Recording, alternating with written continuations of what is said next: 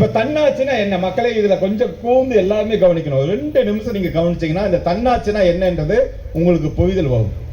தன்னாட்சி, இங்க ஒரு கவுன்சிலர் எலெக்ட் ஆவாங்க, என்ன பண்ணுவாங்க?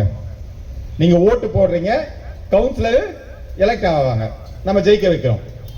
அந்த கவுன்சிலருக்கு ஒரு 2 கோடி ரூபா அவங்களுக்கு ஃபண்ட் வருது செலவுக்குன்னு, அதாவது இந்த எலெக்ஷன் செலவு பண்ண.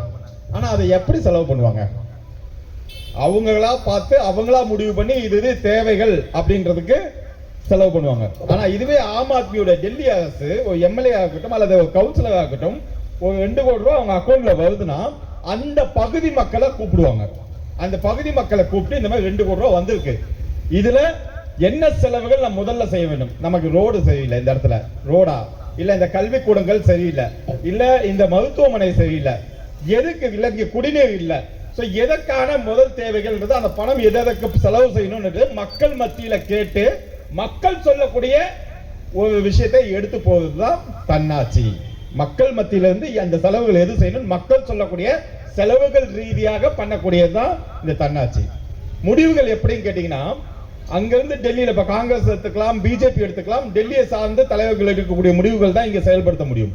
ஆனா இங்க அப்படி கிடையாது, எல்லாம் மண்ணின் மைந்தர்கள்.